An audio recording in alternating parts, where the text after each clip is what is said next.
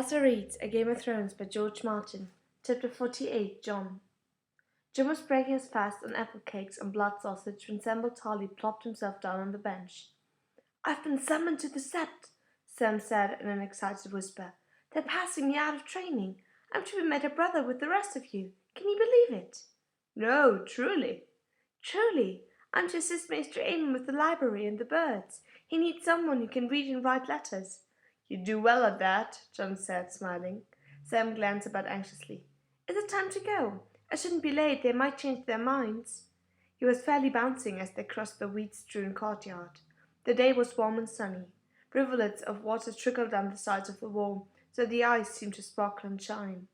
Inside the sept, the great crystal caught the morning light as it streamed through the south-facing window and spread it in a rainbow on the altar. Pip's mouth dropped open when he caught sight of Sam, and Toad poked Gren in the ribs, but no one dared say a word.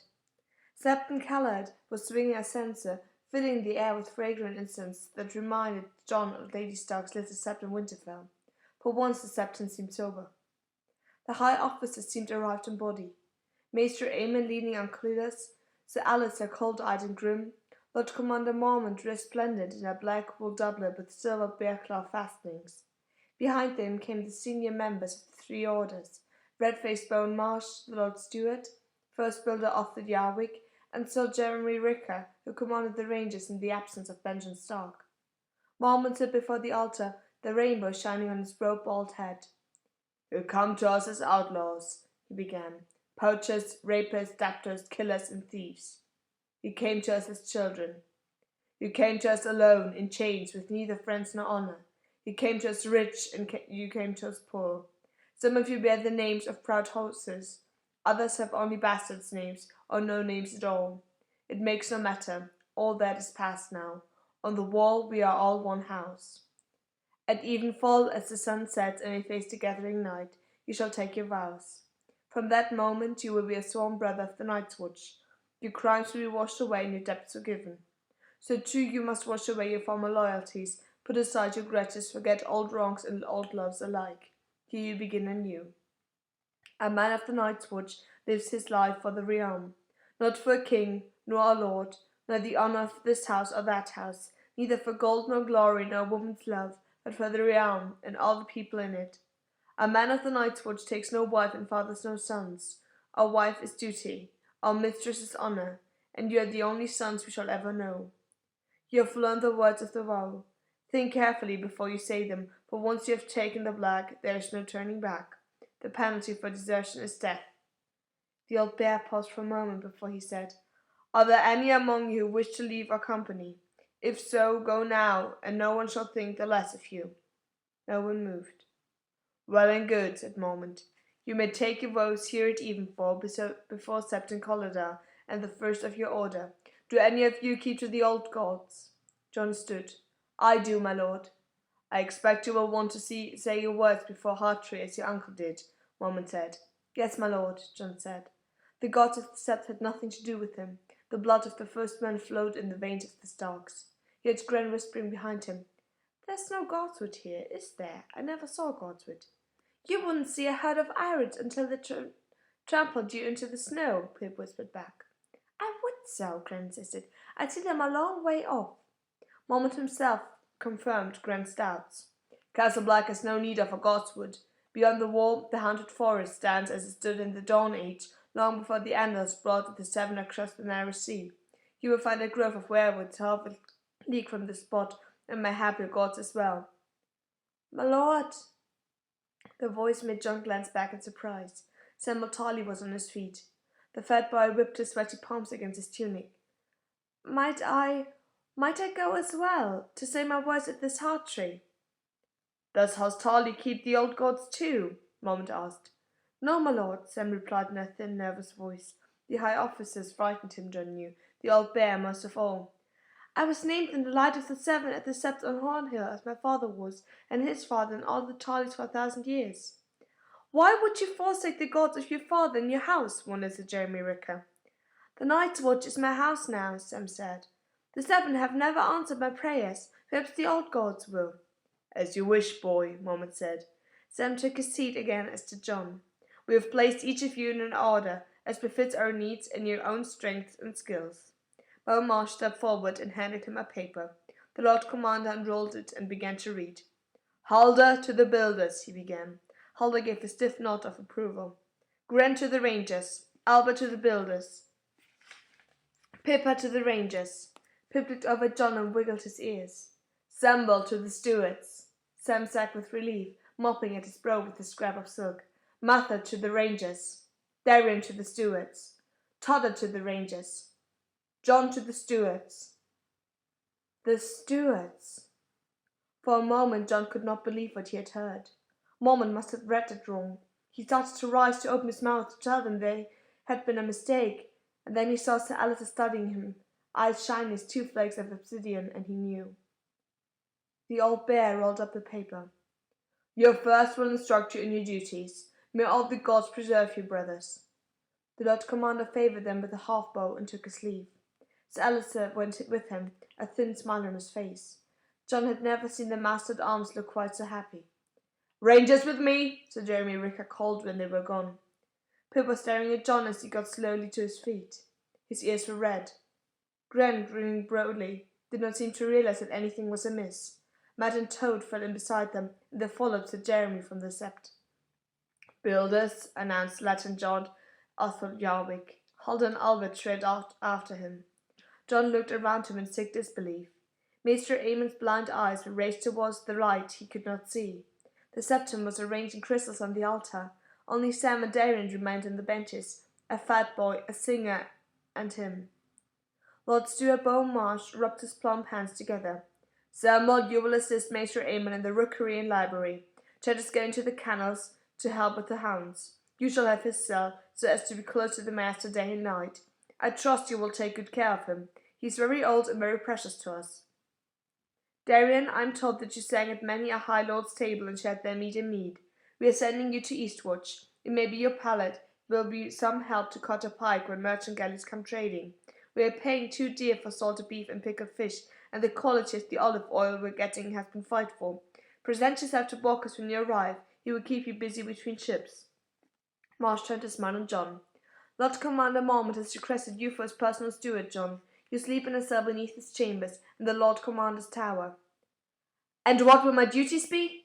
John asked sharply. Will I serve the Lord Commander's meals, help him fasten his clothes, fetch hot water for his bath? Certainly, Marsh frowned at John's tone. And you will run his messages, keep a fire burning in his chambers, change his sheets and blankets daily, and do all else that the Lord Commander might require of you. Do you take me for a servant? No, Maester Aemon said from the back of the sept. Cletus held him stand. We took you for a man of night's watch, but perhaps you were wrong in that. It was all John could do to stop himself from walking out. Was he supposed to turn butter and sew doublets like a girl for the rest of his days? May I go? He asked stiffly. As you wish, Beaumarsh responded. Darren and Sam left with him. They descended to the yard in silence. Outside, John looked up at the wall shining in the sun, the melting ice creeping down its side in 100 thin fingers. John's rage was such that he would have smashed it all in an instant, and the world be damned. John, Sam Matali said excitedly, wait, don't you see what they're doing? John turned on him in a fury. I see Sir Alice's bloody hand, that's all I see. He wanted to shame me, and he has. Darren gave him a look. The stewards are a fine for the likes of you and me, Sam, but not for Lord Snow. I'm a better swordsman and a better rider than any of you, John blazed back. It's not fair. Fair, Darren sneered. The girl was waiting for me naked as the day she was born. She put me through the window, and you talk to me of fair. He walked off. There is no shame in being a steward, Sam said. Do you think I want to spend the rest of my life washing an old man's small clothes? The old man is Lord Commander of the Night's Watch, Sam reminded him. You were with him day and night. Yes, you'll pour his wine and see that his bed linen is fresh, but you'll also take his letters, attend him at meetings, squire for him in battle. You'll be as close to him as his shadow. You'll know everything, be a part of everything, and the Lord Steward at Mormont asked for you himself. When I was little, my father used to insist that I attend him in the audience chamber whenever he had court. When he rode to Highgard to bend his knee to Lord Tyrrell, he made me come. Later, though, he started to take Dickon and leave me at home, and he no longer cared whether I sat through his audiences so long as Dickon was there. He wanted his heir at his side, don't you see? to watch and listen and learn from all he did. I'll back at that well moment requested you, John. What else could it be? He wants to groom you for command. John was taken aback.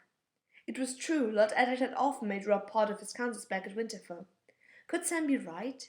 Even a bastard could rise high in the Night's Watch, they said. I never asked for this, he said suddenly. None of us here are for asking, Sam reminded him, and suddenly Jon Snow was ashamed. Craven and old Sam Tarly had found the courage to accept his fate like a man.